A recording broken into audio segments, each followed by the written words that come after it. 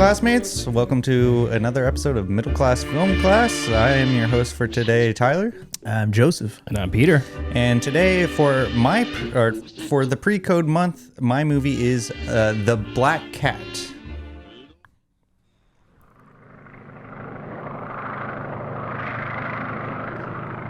A Universal Picture. Yeah, it's the same music they did for Jekyll. Karloff. I like how he goes just by Karloff. Yeah. It's a power share move. Yeah, he's like Cher. He's like He's Bjork. like Danzig. Yeah. We know Danzig's first name. Glenn Karloff. Unfortunate victim of one of the commoner phobias, but in an extreme form. He has an intense and all-consuming horror of cats. This Basement for Yeah. Hilmar. I thought it was like double. He has 6 arms, I think. No, he just got 4. 4? Yeah. Maybe he does have 6 Or arms. that one Pokemon. Machamp. Machamp? Yeah. I don't know. Oh, is that it? That's it. Okay. All right, 1934 is The Black Cat, directed by Edgar G. Ulmer, based off of Edgar Allan Poe's poem, I believe. I don't know if it's a short story or a poem. I didn't look into that, but I know Edgar Allan Poe has a hand in this story. Starring Boris Karloff, Bela Lugosi, David Manners, but you probably will only recognize Boris and Bela. Yeah.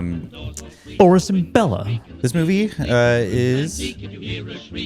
Hold on one second. This movie is about honeymooning in Hungary. Joan and Peter... What? Hungary, Indiana. Gary is hung. Honeymooning in Hungary. Hungary. Hungary. It's Hungary? Hungary. Honeymooning in Hungary. Jonah and Peter Allison share their train compartment with Dr. Vitus Verdegast, a courtly but tragic man who is returning to the remains of the town he defended before becoming prisoner of war for 15 years. When the hotel-bound bus crashes in a mountain storm, and Joan is injured, the travelers seek refuge in the home-built fortress-like upon the sites of a bloody battlefield of famed architect Hjalmar Polsik. Thank you. I don't know. I'm terrible with names. Their cat-phobic Verdegast learns his wife's fate, grieves for his lost daughter, and must play a game of chess for the Allisons' lives. Yeah, The Black Cat. I'm glad I chose this movie because I really enjoyed it. Yeah. It was. You like the song? I do. When the lady spills the gravy, why is she so pallid? Something pushed her in the pantry when she fetched the salad. I feel Ding dong. really dead. I saw her head underneath my bed. I got Mickey Mouse on here.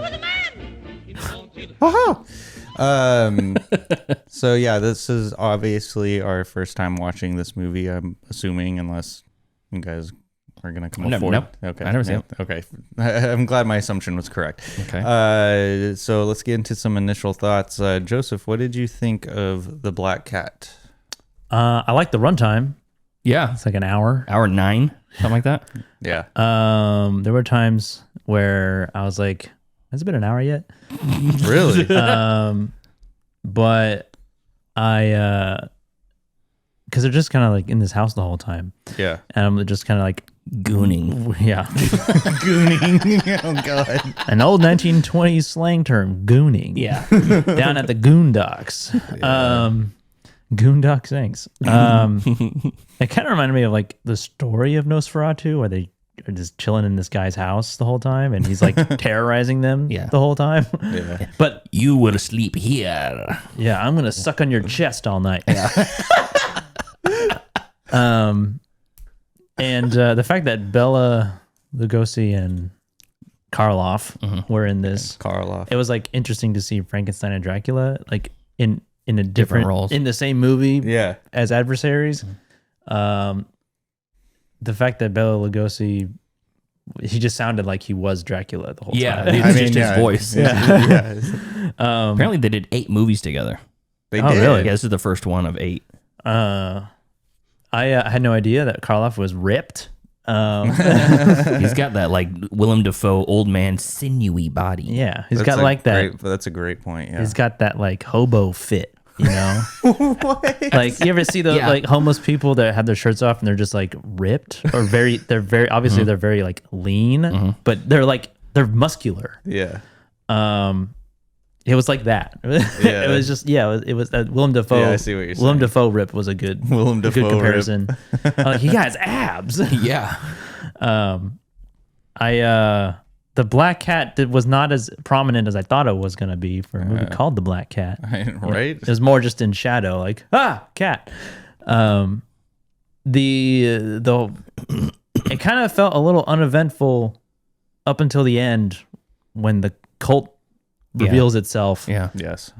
Which I thought was like, damn, I guess pre-code, 1934. They're getting their jimmies out, whatever, you know. This is the last hurrah. And it's like, we're gonna be Satan worshippers, and it's gonna be a cult, and we're gonna speak in Latin. Yeah. Everyone's least favorite language. Yeah, that was crazy to see on screen from a movie from the 30s. Because even back then they were doing cult movies. Yeah. It's been a thing for almost 100 years, making cult films about cults or have a cult like story. It kind of reminded me of like Suspiria a little bit. The reveal of the cult. But yeah, it was compared to the entertainment value. I was a little bit bored for the most part. Yeah. But it was fun. Yeah. It didn't really leave a big mark on me. Okay. Yeah. Fair enough. Pete, what did you think about The Black Cat? I thought I got a little bit of a bait and switch because this was based off of this Poe story or poem or whatever. Yeah. And I asked Brianna about it because I thought, are you going to watch this? And she goes, I have no interest in watching this movie, which is surprising to me because she's a Poe stan. She stans Poe. Poe is bae to her. Wow. She's got Edgar Allan Poe socks. She's got the books. She's got shirts. She's got the books. She's got the sweaters. She's got the decorative tin. So she's a big she fan. Loves Poe. She loves Poe. Okay. Yeah, and I'm not talking Kung Fu Panda. I'm talking about the Dark Author. Yeah, yes. And she said that movie's about like torturing a cat for the entire runtime. And I'm like, no, it's not. It's not. It has nothing to do with it apparently. And she goes, well, maybe it's just not really adapted like faithfully. And the director, what's his name again? Edgar Ulmer. Yeah. He said that it was basically just clickbait. He used he used Poe's name, saying it came from a Poe story, to get the audience in, but he basically used almost nothing of it when they writing the story. Oh my god! He does have a story called The Black Cat, but it has nothing to do with this movie. Correct. It's like a man going insane torturing a cat. Was a clickbait. Yeah, pretty much. This 1934 clickbait. See? Jesus Christ. Yeah. See. But I really did like seeing. It was almost like seeing Robert De Niro and Al Pacino on screen together in Heat. Seeing Boris Karloff and Bela Lugosi together, basically like fiending at each other. Yeah. Where is my wife? And you're like, it's interesting. The plot I thought was interesting. You like chess? Yeah, I would blade chess for her. And it was really interesting, the plot line, the way it went. It almost like it had no bearing. The husband and wife couple had nothing to do with any of it. No. Yeah, from the beginning. I kept thinking that she was going to become the obsession or something like that, like almost like a Bride of Frankenstein or something like that. Mm-hmm. And no, she just ends up like sharing secrets at like a pajama party with the daughter, who is the wife now. Yeah. Yeah. And that could have been written 10 other directions. So is it like, did they just want to put a white couple in there for the placeholder of the audience? Is that like the idea? So the audience has somebody to attach to instead of like just one guy. Two Hungarians, you know, yelling at each other. Playing chess. I also thought the dialogue was funny too, where it's like, this is Hirmar. He is the most famous architect in all of Hungary. Yeah. And I am the most famous psychiatrist in all of Hungary. And they're the best of the best. The guy's like, well, I'm the most famous author in all of America. Best of the best. And it was like, I don't know, it felt like very childlike the way it was written in that regard. Yeah. I liked the butler or manservant or whatever you want to call him. It was almost like a Bond villain. Yeah. That's a good creeping around with a bald spot. Who and throws a weird, shoe? Weird mustache. Honestly. Squad goals though get shot in the gullet. Lumbers over later to pull his nemesis off of him right before he allows him to flay his flesh. Oh, yeah. That's right. Not since Cobra, where Sylvester Stallone plays Marion Cobra Cobretti, who allows, instead of just killing the bad guy at the end, hangs him on a meat hook and lets him slowly go into a fiery oven, screaming along the way. Has there been an overreaction to killing the bad guy? Cobra was inspired by the Black Cat, many have said, because of that. Is that right? Yeah. The black cat walked, so Cobra, So could, Cobra run. could run, yeah. And because he's like, now that I have you where I want you, I'm going to peel your skin from your flesh. And you're like, holy shit. Jesus. And I really felt it was a pretty tame movie through most of it. I did like it though. I was enjoying it. I did feel there were some lulls, kind of in the middle. And I'm like, all right, what are we going to? What's happening? What's going to be the reveal to it? What's going to happen? But like, I felt like there was enough shocking things that carried me through from scene to scene to not make me feel bored. Like when he goes into his weird, creepy basement and there's all these like women hanging somehow on the walls, floating. I was thinking that's a cool set piece. Yeah. How do they do that? They put like a wire under their armpits and like hang them there. Is it a harness? Are they like on like a arm? Yeah, something. Shelf? I don't know what it was, but it looked really good because they're wearing next to nothing. They're in these sheer flowing dresses, which also look like Bride of Frankenstein. And they're hanging there, and he's just like walking from each one to the next, like admiring them. Yeah. Like I don't know, like a piece of art or something. Yeah. Yeah. Yeah. Who will I have tonight? Yeah. So was that the implication too? Was it like that he was having his way? He was throwing himself into him? Army of slaves. Yeah. Were they like asleep or dead? They're in a, what do you call it? Suspended animation? Catatonic. I assumed that they were dead. Was it like Ex Machina where he could just like pull one out of the closet and use her up for the night? Yeah, maybe. It was whatever the implication was disturbing. It wasn't good. It wasn't. It was all- It was not good. He wasn't- Whatever he was up to was not good. He wasn't waking him up to give him French braids, I'll tell you that. That is true. So I thought that was cool. And then finally when you get to like the cult aspect, he's like, have you heard of Satan worship? I'm like, she Yes, goes, I no, have. never heard that before. Satan, the dark lord. When he said that line, I was like, "Yes, I have. I know. Let's go." Spreading the word. When he says that, I'm like, oh, cool. It is a cult thing. That's pretty cool. I wasn't sure if he was like a mad scientist or like a witch doctor or something. The devil himself. And then when the whole underground ceremony happens and they get the organist down there and all the cultists, I'm like, okay, here we go. Here we go. Pre-code, baby. Yeah. And I thought it was really good. Yeah, I thought the ending nailed the ending. It was redemptive for the little bit of lulls that I did feel dragged a little bit. Oh, the dynamite, right? The whole thing was rigged out dynamite. Yeah. The dynamite. I have rigged this place filled with dynamite. By the way, it's beneath our feet. Just in case. Yeah, I put subtitles on this. I can't remember where I watched it, but I put subtitles on it, and I had to rent it. Yeah, I had to rent it too. And it was the subtitles were only when the white people were talking, when the Americans were talking. Oh, when the Americans were talking? And I was like, that's when I don't need it. I'm like, they're all white. I know.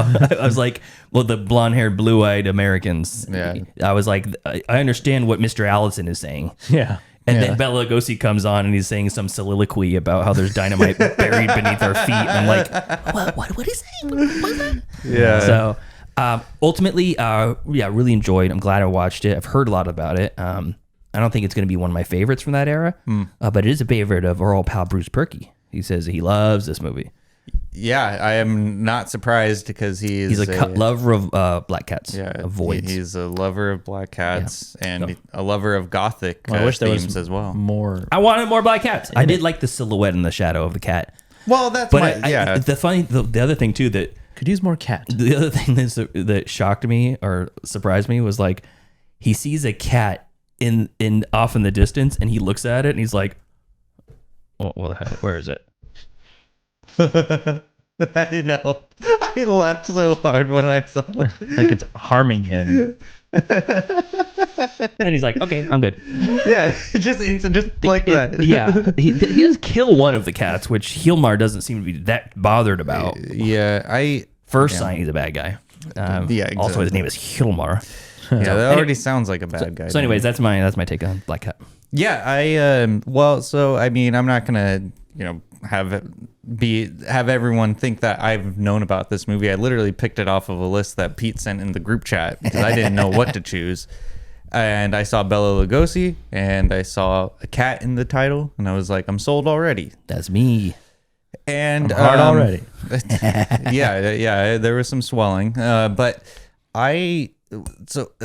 after watching this movie, I will agree that like the middle of the movie definitely has lulls in it.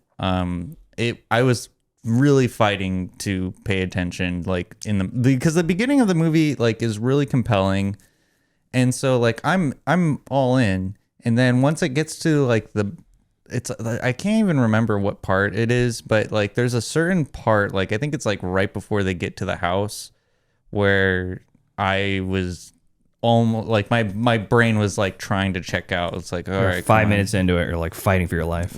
TikTok Get has to it. brain rotted me. You know what, that is Show me the black cat. that is interesting, because I have been watching a lot of TikTok, and I think it has been affecting my attention span. Delete the app. No, but Never. but yeah, the lack of cats in this movie is really frustrating, because the whole point was like this cat is supposed to be like an omen, and I would appreciate it if like the cat came in like in real pivotal scenes, but like it kind of just shows up and then the guy gets scared, or It's like a jingling set of keys where it's like, remember this is called Black Cat. The movie's called Yeah. Black Cat. I mean, the kitty was really cute, but You can't get the cat to meow. I know, right? But once it got to the ending where the cult is revealed, that was really amazing. And like thinking about the context of the movies that we're watching being it pre-code movies, it's amazing like that this movie was approved and made and like had a wide distribution. And I think that overall this month watching like these pre-code movies, it kind of really makes me think like how much creativity that was in the pool in that time era that could have been harnessed and not be restricted by this GD code that was implemented, because we got some really great stuff in those 4 years before it was implemented. So the Black Cat that has an amazing poster. I think the performances were as expected. I don't think it was like groundbreaking performances, but it's a generally good horror movie. And I'm always a big fan of Bela Lugosi, and yeah, I agree with you, Pete. Like, yeah, I just was thinking like it's Dracula the whole time. Yeah. Like, Yeah. and I mean, maybe I don't think that's a bad thing for Bela, but he definitely hit it out of the park with Dracula and had that look, that iconic like widow's peak, slick back hair, living for New Year's Eve. Tiny teeth. Yeah. But I think regardless though, I think he's definitely a good horror movie actor. Even like you were saying, like his soliloquies, like you couldn't understand without subtitles. Like I get that too. I had to lean in a little bit. Yeah. Yeah, I did too. Like I had to, like, I remember like having to like rewind it like a couple of times just to make sure that I got what was being said on camera. I think that the Dr. Jekyll and Mr. Hyde movie was, on a technical aspect, was a bit more impressive than this movie. But what I will give the Black Cat is the cult reveal was like really like compelling. Like I thought that was just good. really cool. So yeah, I liked it. I don't think I would put it in a category of like watching it like again. But I would recommend other people who are a fan of like old. It's a great vibe movie. Yeah, old school horror movies. Like, definitely should put that in your repertoire if you're if you're beginning into that scene. So yeah, I think so. Yeah, we all liked it. Yeah. And Budget was $91,000, which roughly equates to about $2.2 million. $91. $91,000. $91. Boris. So who do you think made more money for this? Boris Karloff or Bela Lugosi? One of them made more than double. I think Boris got it in the bag. Bela. Boris made $7,500 salary, which is, let me see right here, $7,500. He's to today.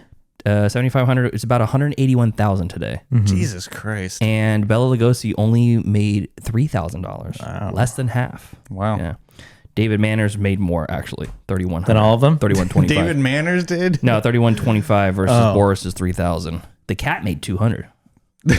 Wow. It's about $1,000. It's about $1,000. The cat made money. Yeah, the cat made money. Another interesting fact about this, Tyler, you're talking about how like the creative side of the pre-code era and how they were people pushing the boundaries and really swinging for the fences or just kind of being creative more than anything. Right. Yeah. So Matt Stone and Trey Parker have talked about doing this exact same thing with South Park, where they'll write some of the most ridiculous, over-the-top, salacious scenes into their shows and then present the scripts to their censor board or their like PR person or whoever. I don't know who the fuck the Paramount has.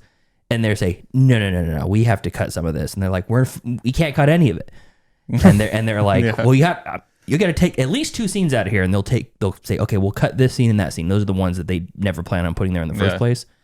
The Edward Ulmer, or what's the name? Ulmer? Ulmer. Edgar Ulmer did the same thing with this. Oh. He says, where's it here? He shot scenes that he knew, he even shot them, that he knew would never be allowed in the final cut. He'd use those scenes in negotiation with the studios and would agree to remove those scenes if only certain other scenes, which normally would be cut, could be kept in the final cut. Oh, so he created bargaining chips for the sake of... That's awesome. Yeah. That's so He cool. manufactured his negotiation. We do that sometimes in Autobody when you're setting up an insurance claim and you're setting up a repair estimate to an insurance company. You're like, I don't think they're going to pay 12 hours. I'll ask for 16 hours. Yeah. I'll let them talk me down to 12. And then we negotiate and get down to a 12-hour answer, which is what we wanted from the get-go. Yeah. So, and there's some truth, there's some reality to that, I think. I mean, like with that, like with anything, like if you're like asking for a raise or something like that, you always go to like an unrealistic offer. But if they do, if they accept that offer, you're like, you win. I want $500,000 a year. Yeah, and they're just like, okay, Done. Like, All right. awesome. Let's get to work. Sweet. Hell yeah. I think, but I really think that the lulls in this movie make it suffer. Because the idea of the movie is very interesting. And I like the idea of the black cat being like a premonition to death and evil doings. Yeah. Too bad they didn't lean into that though. But exactly, they didn't lean into that. I can see how this movie could be remade today, and someone like in the good hands of whoever director that we like, Robert Eggers. Yeah, Robert Eggers probably would do this movie justice, and it would probably be very, very disturbing too. Especially because like they're insinuating on like, cutting people's skins off. Yeah. And like a cult. Yeah. Jesus. So I think what the director, his idea, it was sound, but I think that he, I don't know, just probably just didn't have enough like outside forces to like maybe direct him in a certain way. This movie felt like a very like a single person centric sort of direction. It did not feel collaborative at all. How'd you like the sets though? I thought the sets were dynamite. They felt very big too. Yeah. Big like house. Like it was like a big house. The like original brutalist. It does say that they were Bauhaus sets. Oh, Don't know okay. if that. Don't know if that's like. I know that's like a design It's like style a now, style of. but I don't know if back then it was something different. I don't know. This is very Bauhaus of us. This house. Ah, yes. I'm going for a Bauhaus type of thing. You know, Bauhaus, like the musician from the future. Like the musician. That's more than one person. Yeah, I liked the. There was a couple set pieces where like he's going through a secret door or something. Yeah. That was pretty cool. Yeah. There was some good stuff there. It's very Bauhaus of them. Yeah, it was very Bauhaus. They had Very the Bauhaus. sliding doors. I like the rotating basement thing. Yeah, that's Yeah. I was like, what's spinning? This thing that the camera's on or the thing outside? cool. Yeah. I'm pretty sure it's the inside that's like on like a little giant lazy Susan. Yeah. I also enjoyed how there was also an interesting component. You remember Speak No Evil, the Danish one, Yes. where the people are just too nice and they get themselves caught up in all that shit because they're just too nice to say fuck off, you know? Yeah. It's kind of like how the white couple is this, the American couple is in this. Yeah, they were very complacent. They're just like, haha, no, but I guess we could just catch a cab into Vienna, yeah, right? Yeah. I am so sorry to tell you, I don't use my car enough. It need to change the oil and spark plugs. It's like, what? It's like, all right, we're just gonna walk. He's like then. Count Orlok. Yeah, he really is in Yeah. a sense. Yeah, you know what? It's interesting. Now reflecting back on it, it definitely gives off a Nosferatu kind of vibe. Without the chest sucking. I love, You're yeah. in my house. I love when Hirmar says, I am an appetite, nothing more. I was like, wow, that's very inspired. Geez, Eggers, where'd you get that line? Yeah, exactly.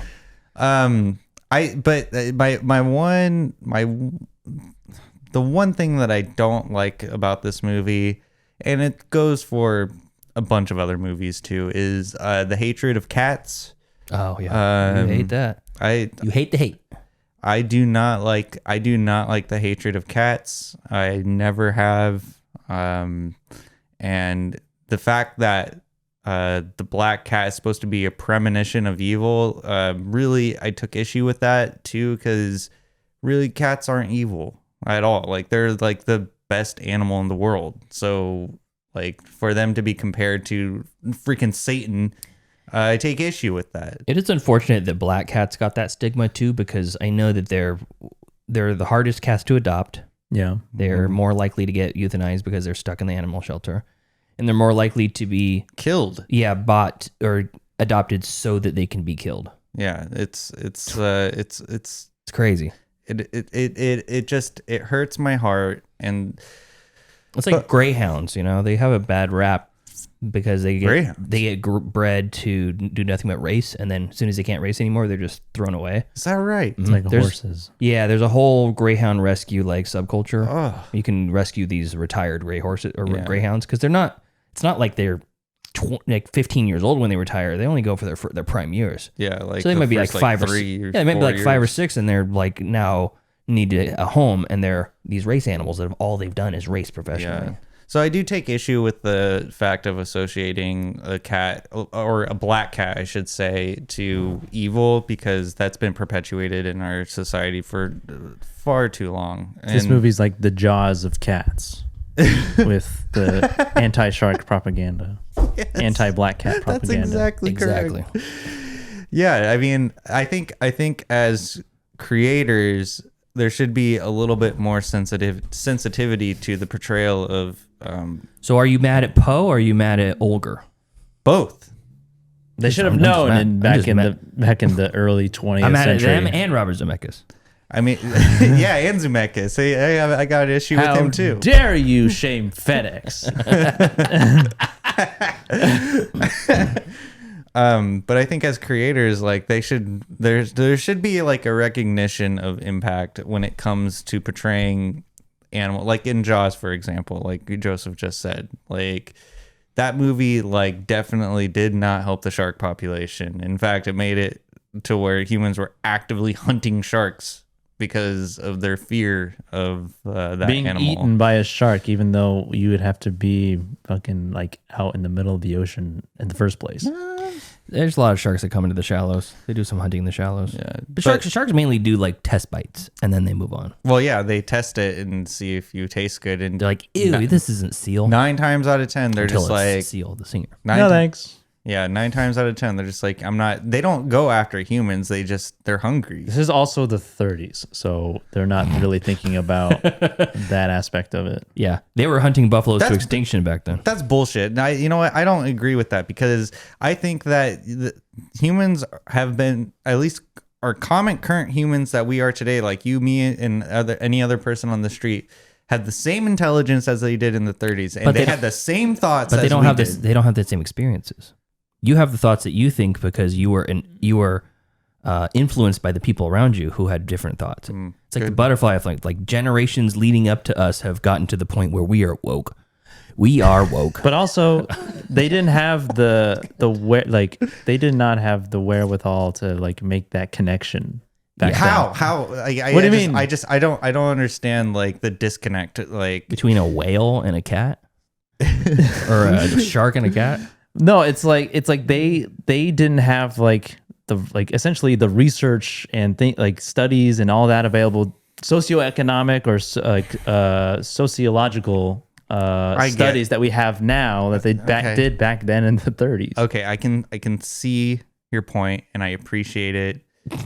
It's hard for me Thank you. what I find hard for me is the accepted ignorance of someone who has the same intelligence as me, despite the time. You're assuming gap. assuming that they had the same intelligence as you. I think they had the same intelligence. They just didn't have the same experiences. This is the guy. This is the time frame where they discovered E equals MC squared. Yeah, but Bela Lugosi didn't do that. Edward Ulmer didn't do that. Wait, Bela didn't do that? Yeah. I've been misinformed this whole time. Edgar Allan Poe was a drug addict who died of syphilis from fucking his cousin or something. No, I don't think that's correct. I'm gonna go with it. I think it's true. But I mean, regardless of the misrepresentation of the feline manner, I think overall this movie is a genuinely good horror movie. And I think the comparison to Suspiria that was brought up earlier, I think that's an accurate comparison, because I definitely got Suspiria vibes at the end. I was like, yeah, this is. I can see how this was how Suspiria could be inspired by this movie, and a lot of other movies I feel like were inspired by this movie as well. Mm-hmm. I don't think it's iconic, but I think it's definitely a sleeper. It's underrated. Can I say something? Correct. Edgar Allan Poe's cause of death is officially unknown, but it was listed as congestion of the brain. A lot of people have speculated that it was from syphilis, because syphilis eventually travels to the brain. Yes. And who did Edgar Allan Poe marry but his 13-year-old cousin, Virginia Clem? Oh, no. I'll take my apology, please. And thank you. Which was also a not strange thing to do back then. Yeah. It's so much easier to find a wife when you just go to your family reunion. Go to the early 20th century. people do that today though. Like But that's it's frowned not, upon, though. It was frowned upon then too. No, it wasn't. No, that's bullshit. There's Probably not nearly as much as it is not now. nearly as much. Okay. There was definitely like those few people who were like, "You did what?" Yeah. And those were the people that You did what? that then snowballed it into being like, "That's fucking weird. Okay. Why are you doing that?" Marrying cousins became taboo in Western culture primarily during the 19th century, driven by social and scientific factors that shifted public opinion. While the Catholic Church previously restricted such marriages, it was the rise of eugenics-based concerns and social Darwinism in the 1800s that led to the formalization of bans. Jesus Christ. Kansas passed the first law banning cousin marriage in 1858, and many more states followed, with the majority ban enacted by the 1920s. You know, child marriage is legal still. I know. I am aware. I mean, that kind of makes my case stronger. Like that. And Poe was born in 1809. Edgar, what are you But thinking? by 1830, he was Yeah. up in them guts. About to have the hardest boner right now. No, I'm not. Jesus Christ, that Tyler, this show is going off the rails. You're hosting. It's going off This- the rails this is because your- of me. This is your show. You're supposed to be hosting. You're driving the ship. Yeah, You're taking us into these murky waters. Steer us back into the clearing. all right. Well, yeah. So Where there's no sharks. Let's I'm scared of them. Let's swerve back into the lane of the black cat, and I guess let's just give it some grades at this point. No one else has anything to say. I mean, is there anything? The else to be said? dynamite. Why did he have dynamite rigged to blow? Because they wanted that scene at the end. Yeah, yeah, it's simple. That's actually interesting. Why did I make a self-destruct button? That's I mean, Somebody had to code that. You had to put a timer on it for self-destruction. yeah, I mean, that's kind of an interesting concept if you think about it, like having like a self-destruct like sequence. I'm definitely for- gonna need this. Like, Yeah. who knows? You might. And you know what? I did not fault him for it. And I was like, you know what? If I had my own house, I'd probably do the same thing. And rig it to blow. Rig it to blow. I hate to tell you guys, there's dynamite under the floorboards of this very house. Oh, Jesus. Yeah. There's a code word. It's not even a switch. It's just a code word. If you say this, this series of words in order, Alexa will hear it and she'll hit the dynamite. Oh my God. Yeah. So far, we're safe. Okay, well, Gotten close. that's great. That's great. Anyways, is there any more interesting trivia for this? No. I mean, there's a lot of trivia. there's a lot. What did it mean for the pre-code era? We need somebody to chime in on that. Like, Well, I mean, there's what was pre-code about it? Satan worshipping. Satan for worshiping. one. Okay. Yeah.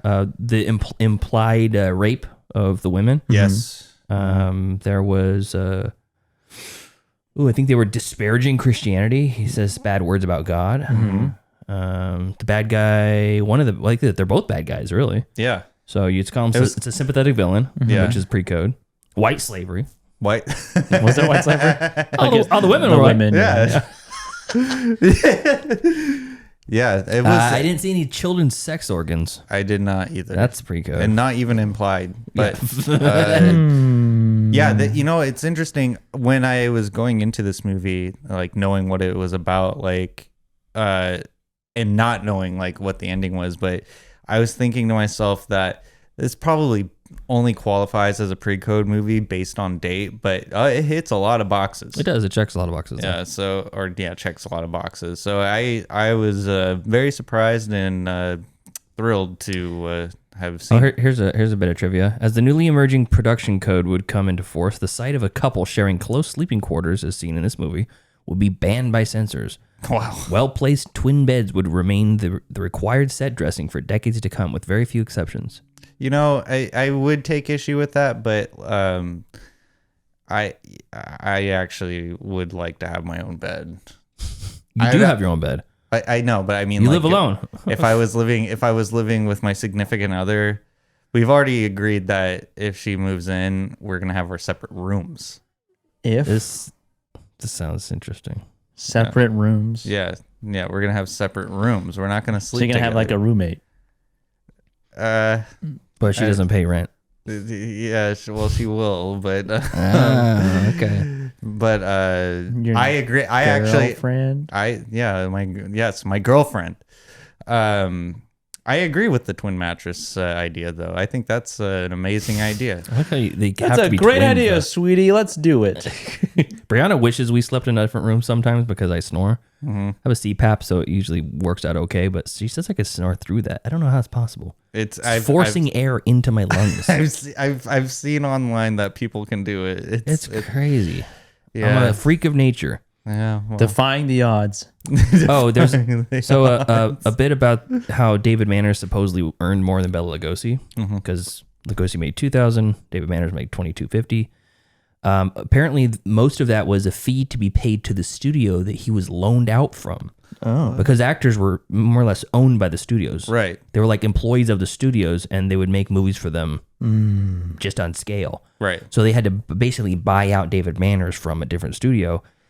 Probably about half of that went to the studio and half it went to Manners. Oh, So he didn't make as much So he as didn't Lugosi. really make that much, just on paper he did. Yeah, exactly. All right. Well, that kind of sucks. But Yeah. Well, there's also, let me see here. Censors in Italy, Finland, and Austria banned the movie outright, while others required why? because there was Satan worshiping Just and white banned- slavery. Banned it out, They right? banned it. Yeah, they banned it. While others required cuts of the more gruesome sequences to be shown. There's a couple title changes in here. Huh. So it was re-released in the early 1950s. It was changed to The Vanishing Body in an attempt to distinguish it from the 1941 Universal film The Black Cat. Which is different. Different movie, still owned by Universal and Real Arts. Okay. There's a in 1941 in The Wolfman, they did a similar intro to this where they introduced the characters in the opening title sequences with actors playing them with brief clips about them from the movie. That was a kind of interesting intro. Yeah, it was. But like I was watching like an old like TV show. And in Britain, they changed the title from The Black Cat to The House of Doom. House of Doom. Because in Britain, black cats are considered a sign of good luck, not bad luck. The original House of Dynamite. See, Britain's on the same level as me. Yeah. And it was also Universal's biggest hit of 1934. Is that right? Wow. It's interesting because like I don't really hear anything about the Black Cat. Like, I heard a ton about it. I've heard zero. Oh. I didn't even know it existed. yeah, I had no idea. I had no idea it was such a regarded movie. So I think that it's underrated in that sense. Yeah, glad we watched it. Regarded at all. Yeah. Well, let's give the Black Cat some grades. Joseph, what would you grade the Black Cat? I'm trying to think of my other grades. I guess. What I give Jekyll a B? Jekyll. Solid B, I think. Yeah, you did. Probably this like a B minus. Mm-hmm. Yeah. All right. B minus. B minus from Joseph. Pete, what would you give the Black Cat? I'm gonna go B. I'm gonna go right in the middle. A B. I know that's not in the middle, but for me it's the middle. It's the middle of B. I would agree that B is like a middle of the ground sort of grade. Somehow. There's a lot of good things I liked about it, and I just wish there was more. If it wasn't for the bait and switch, I think I might be a little less salty about it. But ultimately, great vibe, great like shadow play, and very creepy of the two main leads, and the floating women were crazy. That was cool. I like that. It was boundaries pushing for the time. They were crazy. That was crazy. I know, just seeing him like go from woman to woman, hanging on the wall like a freaking, like hanging like a guitar on the wall. You know, like, ooh, look at this one. Maybe I'll play this one tonight. Creep. So yeah, Black Cat gets a B. Yeah, I'm going to be in the same camp. I will give it a B as well. The movie gets a B. It does, Dallas. And I am really glad I watched this movie just for the sheer fact that I love Bela Lugosi's acting, and to see him in a non-Dracula role was very interesting because I don't think I've seen him other than Dracula. Maybe I feel like there's another movie I saw him in that Dracula Returns. Abbott Abbott and Costello meet Dracula. Dracula Forever.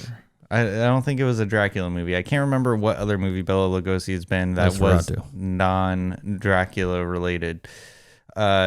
But I mean, I adore his voice. I think he has a very charismatic voice, of an angel. And he has a real presence when he's on screen. Like my eyes were glued to his character every time he was on screen.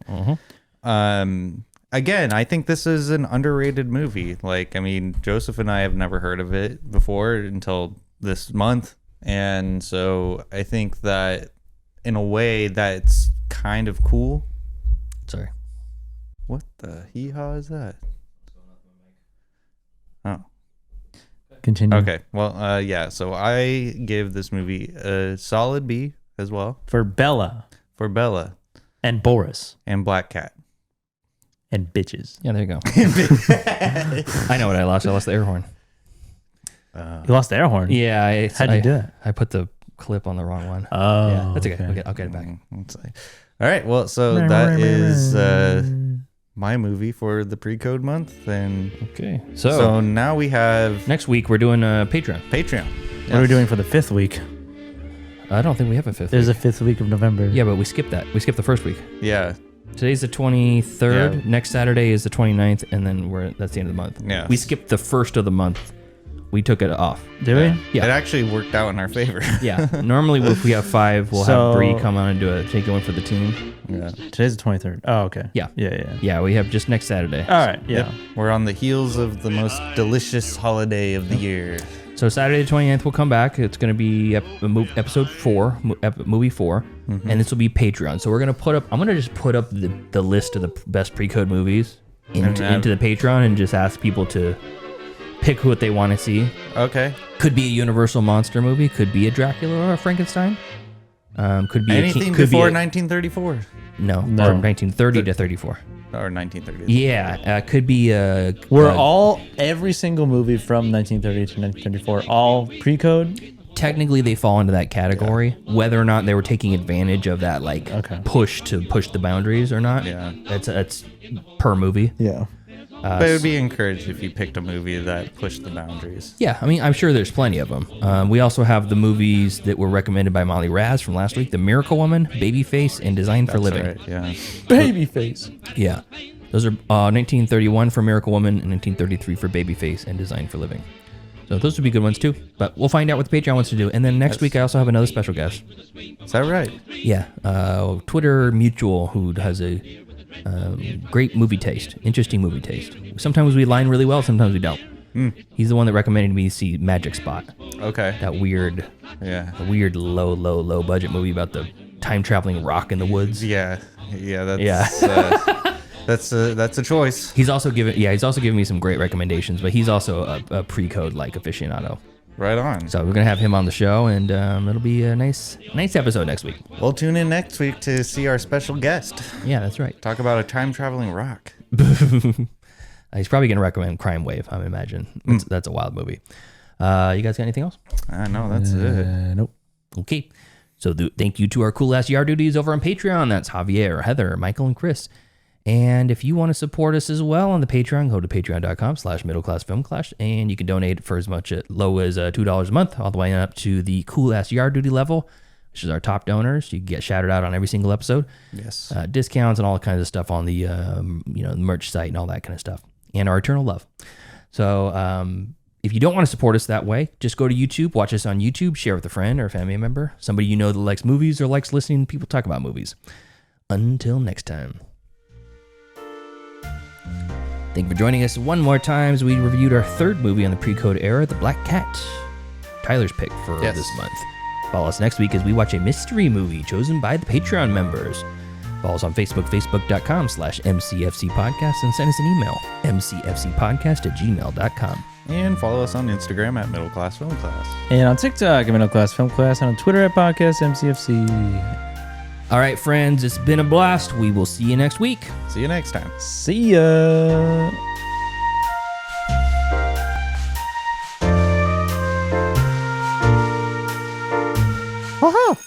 Class dismissed. I gotta get out of here. The bell doesn't dismiss you. I dismiss you. You're free to go. See you next week. See you later. See you later. That's a wrap. Great show.